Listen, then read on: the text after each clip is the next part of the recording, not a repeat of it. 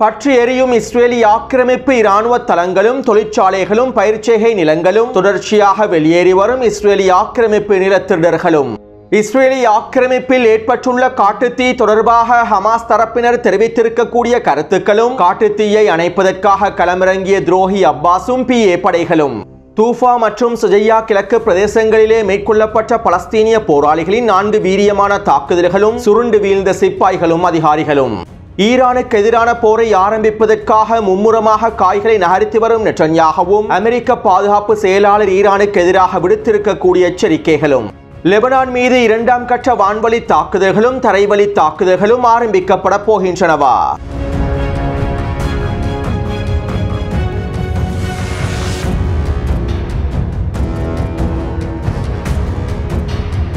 லெபனானுக்கு எதிரான தாக்குதல்களை விரிவுபடுத்துவது தொடர்பாக நெட்டன்யாஹூ அமெரிக்க தலைமைகளோடு கலந்துரையாடல்களை மேற்கொண்டுள்ளார். அமெரிக்காவின் மத்திய கட்டளை தளபதி இஸ்ரேலி ஆக்கிரமிப்புக்கு விஜயம் செய்திருந்த வேளையில் ஈரானுக்கு எதிரான தாக்குதல்களை மேற்கொள்வது தொடர்பாக மாத்திரம் பேசப்படவில்லை என்றும் லெபனானுக்கு எதிரான தாக்குதல்களை விரிவுபடுத்துவது தொடர்பாகவும் லெபனானுடன் 2ஆம் கட்ட போரை ஆரம்பிப்பது தொடர்பாகவும் மிக முக்கியமான கலந்துரையாடல்கள் மேற்கொள்ளப்பட்டிருப்பதாகவும் சில முக்கியமான தகவல்கள் கசிவடைந்துள்ளன. தற்போது ஹிஸ்புல்லா இராணுவத்தினர் பலவீனமாக இருக்கின்றார்கள் என்றும் ஹிஸ்புல்லாவினுடைய பெரும்பாலான தலைமைகள் படுகொலை செய்யப்பட்டு விட்டார்கள் என்றும் இதனால் தற்போதைய சூழ்நிலையை சந்தர்ப்பத்தினை பயன்படுத்தி தெற்கு லெபனான் பிரதேசத்திற்குள்ளே இலகுவாக தரைவழி தாக்குதல்களை ஆரம்பித்து லிட்டானி நதி வரை இருக்கக்கூடிய பிரதேசங்களை முழுமையாக கைப்பற்றி ஒரு இடையக மண்டல பிரதேசம் ஒன்றினை பஃபர் ஜோன் பிரதேசம் ஒன்றினை உருவாக்க முடியும் என்றும் மேலும் அடுத்த கட்ட வான்வழி தாக்குதல்களை ஆரம்பித்து ஹிஸ்புல்லாவின் எஞ்சிருக்கக்கூடிய அனைத்து திறன்களையும் முழுமையாக அழித்துவிட முடியும் என்றும் பெய்ரூட்டின் தெற்கு புறநகர் பிரதேசமான தஹியே பிரதேசத்தினை முழுமையாக அளிப்பதன் மூலமாக ஹிஸ்புல்லாவை நிராயுதபாணியாக்கிவிட முடியும் என்றும் நெட்டன்யாஹூ புதிய முன்மொழிவு ஒன்றினை டொனால்ட் ட்ரம்புடைய நிர்வாகத்திடம் முன்வைத்திருப்பதாக லெபனானினுடைய அல் அக்பர் ஊடகம் செய்திகளை வெளியிட்டுள்ளது.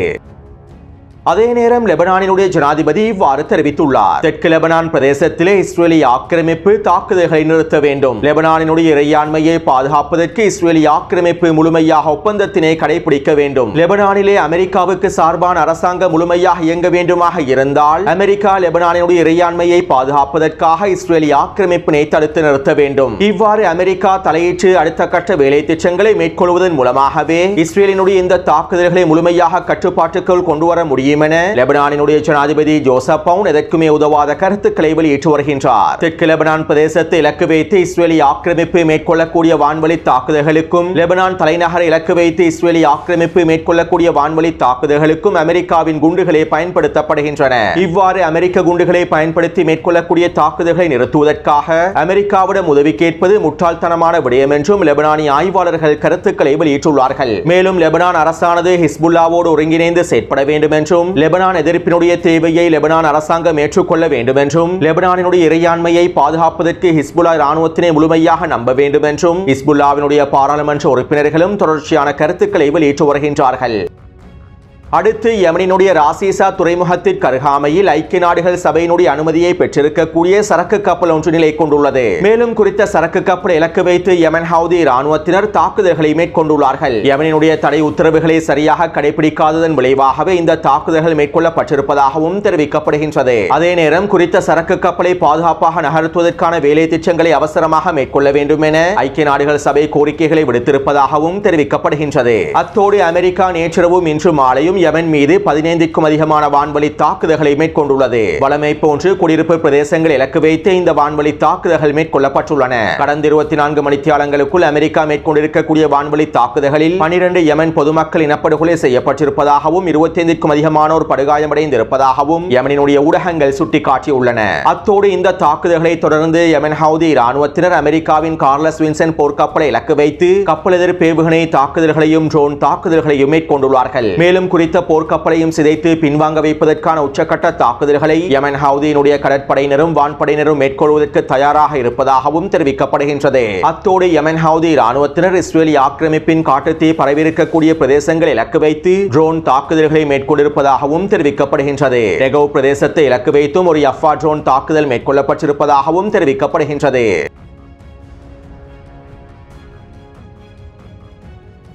மெக்சிகோ வளைகுடாவை அமெரிக்க வளைகுடாவாக பெயர் மாற்றம் செய்த டொனால்ட் ட்ரம்புடைய நிர்வாகத்திடம் சில அரபு நாடுகள் ஒன்றிணைந்து பாரசீக வளைகுடா பிரதேசத்தினை அரபு வளைகுடா பிரதேசமாக பெயர் மாற்றம் செய்ய வேண்டும் என கோரிக்கைகளை முன்வைத்துள்ளார்கள். அதிலும் குறிப்பாக ஐக்கிய அரபு அமீரகத்தினுடைய தலைமைகளே இந்த கோரிக்கைகளை டொனால்ட் ட்ரம்புடைய நிர்வாகத்திடம் முன்வைத்திருப்பதாகவும் தெரிவிக்கப்படுகின்றது. அத்தோடு டொனால்ட் ட்ரம்பின் நிர்வாகத்தின் உத்தரவுகளுக்கு அமைவாக சர்வதேச வரைபட நிறுவனங்களும் செயற்கைக்கோள் புகைப்பட நிறுவனங்களும் பாரசீக வளைகுடா பிரதேசத்தினை அரேபிய வளைகுடா பிரதேசமாக பெயர் மாற்றம் செய்துள்ளன.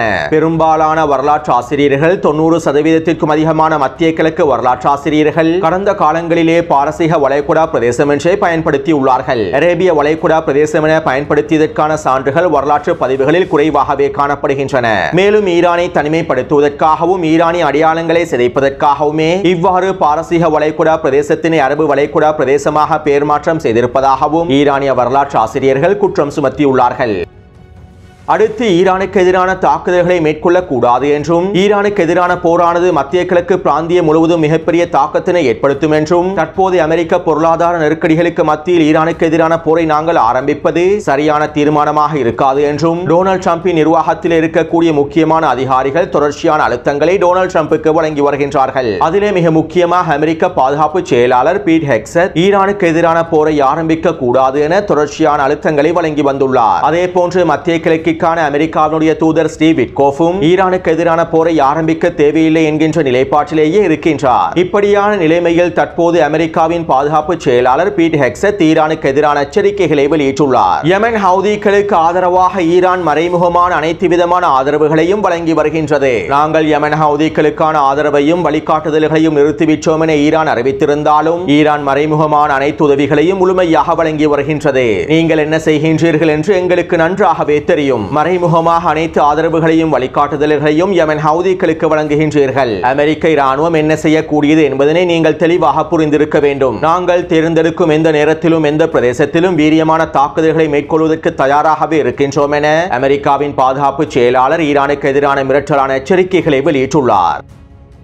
அதாவது நெட்டன்யாஹூ அமெரிக்க பாதுகாப்பு செயலாளரை தன்னுடைய கட்டுப்பாட்டுக்கு கீழால் கொண்டு வந்துவிட்டார். ஈரானுக்கு எதிரான போரை ஆரம்பிப்பதில் தடையாக இருந்த அமெரிக்க பாதுகாப்பு செயலாளரையும் நெட்டன்யாஹூ தந்திரமாக தன்னுடைய கட்டுப்பாட்டுக்கு கீழால் கொண்டு வந்துள்ளார். மேலும் அமெரிக்க தூதர் ஸ்டீவ் விட்கோஃபையும் தன்னுடைய கட்டுப்பாட்டுக்கு கீழால் நெட்டன்யாஹூ கொண்டு வருவதற்கான எல்லாவிதமான வேலை திட்டங்களையுமே கொண்டு வருகின்றார். டொனால்ட் ட்ரம்புடைய நிர்வாகத்தில் ஈரானுக்கு எதிரான போரை ஆரம்பிப்பதற்கு யாரெல்லாம் மறுப்பு தெரிவிக்கின்றார்களோ அவர்களை தன்னுடைய கட்டுப்பாட்டுக்கு கீழால் கொண்டு வருவதற்கான மும்முரமான வேலை திட்டங்களை நெட்டன்யாஹூ மேற்கொண்டு வருகின்றார். ஒருவேளை நெட்டன்யாஹூவுக்கு அவர்கள் அடிபணியாவிட்டால் அவர்களை பதவியிலிருந்து நீக்குவதற்கான சூழ்ச்சி திட்டங்களும் மேற்கொள்ளப்பட்டு வருவதாகவும் தெரிவிக்கப்படுகின்றது. இதுவரைக்கும் ஈரானுக்கு எதிரான போரை தடுக்கக்கூடிய முக்கியமான 3 பென்டகன் அதிகாரிகள் பதவியிலிருந்து நீக்கப்பட்டுள்ளார்கள் என்பதும் குறிப்பிடத்தக்க விடயமாகும்.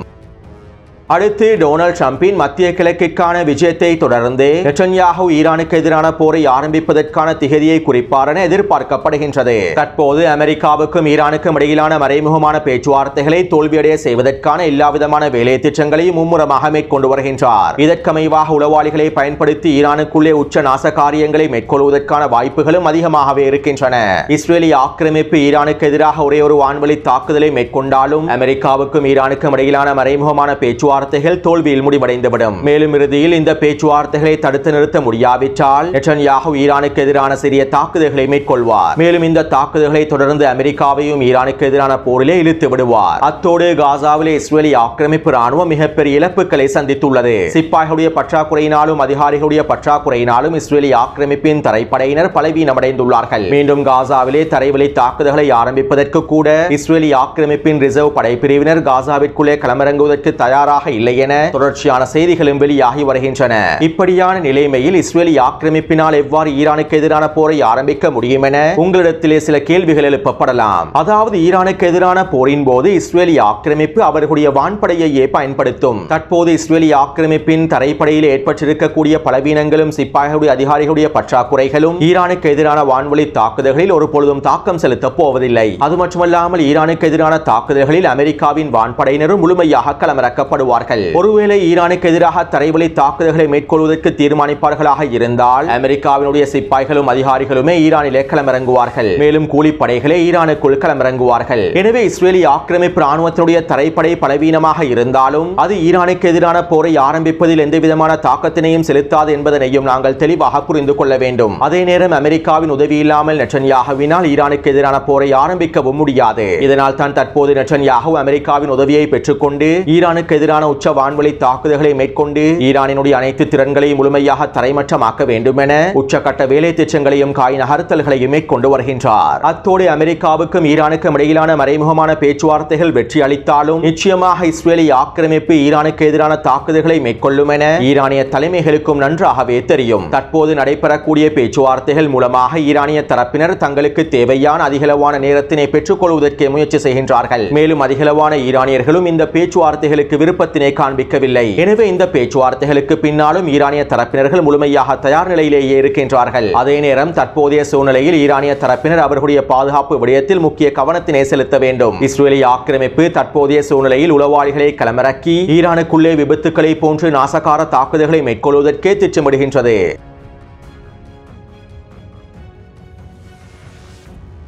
இஸ்ரேலிய வரலாற்றில் தற்போது ஏற்பட்டிருக்கக்கூடிய காட்டுத் தீயானது மிகப்பெரிய பாரதூரமான விளைவுகளை ஏற்படுத்தக்கூடிய காட்டுத் தீயாக மாறியிருப்பதாக ஜெருசலம் தீயணைப்பு பிரிவினுடைய தலைவர் தெரிவித்துள்ளார். இந்த நெருப்பானது வழக்கத்திற்கு மாறாக செயற்படுகின்றது. இது போன்ற நெருப்பை நாங்கள் ஒருபொழுதும் பார்த்ததில்லை. மேலும் இந்த காட்டுத் தீயினுடைய பாதிப்பு அதிகரித்துவிடக் கூடாது என்பதற்காக அனைத்து குடியிருப்பு பிரதேசங்களையும் நாங்கள் முழுமையாக வெளியேற்றி வருகின்றோம் என இஸ்ரேலிய ஆக்கிரமிப்பு தீயணைப்பு படையினுடைய தலைவர்கள் தெரிவித்துள்ளார்கள். கிட்டத்தட்ட 12 புள்ளிகளுக்கும் அதிகமான பகுதிகளில் காட்டுத் தீ வீரியமாக பரவி தாக்கத்தினை ஏற்படுத்தியுள்ளது. கடந்த 24 மணித்தியாலங்களுக்குள் 24,000க்கும் அதிகமான துனாம் நிலப்பிரதேசங்கள் முழுமையாக தீக்கிரையாக்கப்பட்டு விட்டதாகவும் தெரிவிக்கப்படுகின்றது. அத்தோடு இந்த காட்டுத் தீயின் வீரியம் அதிகரித்துக் கொண்டே செல்வதனால் சுதந்திர தின நிகழ்வுகளும் இன்னும் ஏனைய கூட்டங்களும் நிகழ்ச்சி நிரல்களும் முழுமையாக ரத்து செய்யப்பட்டிருப்பதாகவும் இஸ்ரேலிய ஆக்கிரமிப்பு அரசாங்கம் அறிவித்துள்ளது.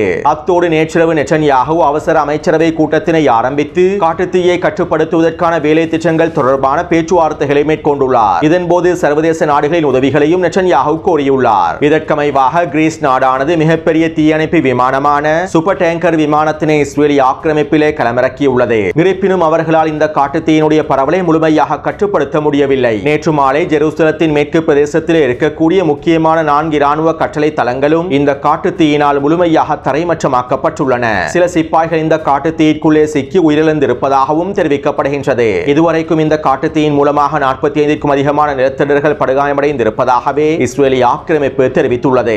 அத்தோடு குறித்த பகுதிகளில் இருக்கக்கூடிய மிக முக்கியமான தொழிற்சாலைகளும் இஸ்ரேலிய ஆக்கிரமிப்பு ராணுவத்தின் ஆயுத உற்பத்தியோடு தொடர்புடைய சில நிறுவனங்களும் முழுமையாக தீக்கிரையாக்கப்பட்டு தரைமட்டமாக்கப்பட்டிருப்பதாகவும் தெரிவிக்கப்படுகின்றது.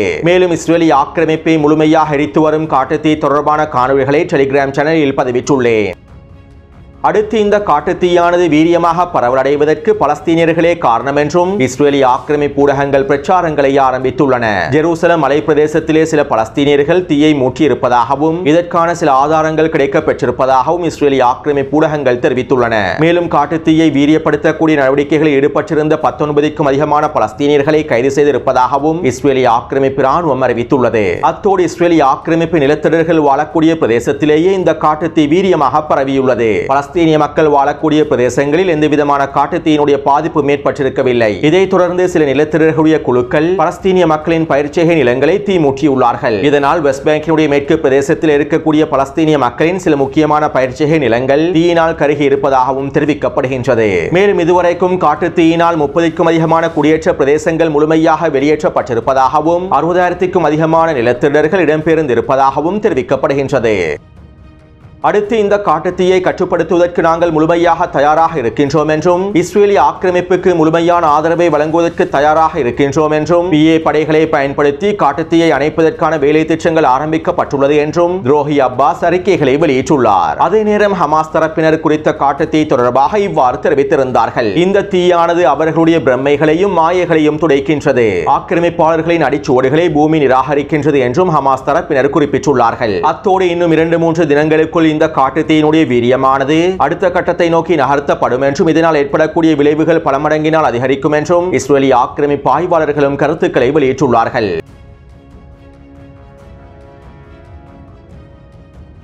வெஸ்ட் பேங்கின் நப்லஸ் பிரதேசத்தில் இருக்கக்கூடிய பலஸ்தீனிய போராளி ஒருவர் நப்லஸின் மேற்கு பிரதேசத்தினூடாக ஊடுருவி இஸ்ரேலி ஆக்கிரமிப்பு படையொன்றினை இலக்கு வைத்து பொறிவைத்து தாக்குதல் ஒன்றை மேற்கொண்டுள்ளார். இந்த தாக்குதலிலே 10க்கும் அதிகமான இஸ்ரேலி ஆக்கிரமிப்பு சிப்பாய்கள் சிக்கி இருப்பதாகவும் தெரிவிக்கப்படுகின்றது. அதே நேரம் குறித்த தாக்குதலில் 3 இஸ்ரேலிய சிப்பாய்கள் படுகாயமடைந்திருப்பதாகவும் அவர்களுடைய நிலைமை கவலைக்கிடமாக இருப்பதாகவும் இஸ்ரேலி ஆக்கிரமிப்பு ராணுவம் அறிவித்துள்ளது. ஆனால் இந்த தாக்குதலிலே அவர்கள் 3 பேரும் அளிக்கப்பட்டிருப்பதாகவே பலஸ்தீனிய ஊடகங்கள் தெரிவிக்கின்றன.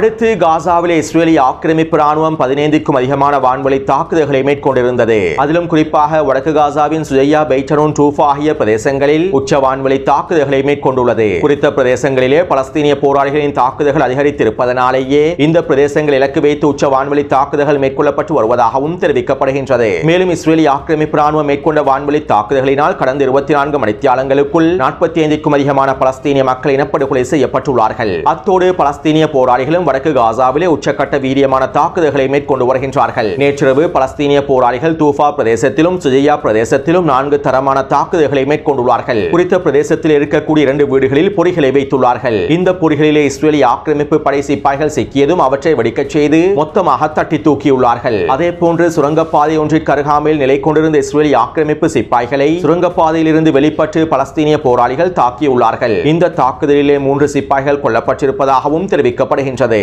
அதே போன்று குறித்த பிரதேசத்திலே பலஸ்தீனிய போராளிகள் தொடர்ச்சியான மோட்டார் குண்டு தாக்குதல்களை மேற்கொண்டு வருகின்றார்கள். இஸ்ரேலி ஆக்கிரமிப்பு ராணுவத்தினால் நகர முடியாத அளவுக்கு தொடர்ச்சியான தாக்குதல்கள் மேற்கொள்ளப்பட்டு வருவதாகவும் தெரிவிக்கப்படுகின்றது. எனவே இந்த காணொளி தொடர்பான கருத்துக்களை பதிவிடுங்கள். தொடர்ந்தும் என்னுடன் இணைந்திருங்கள். நன்றி, வணக்கம்.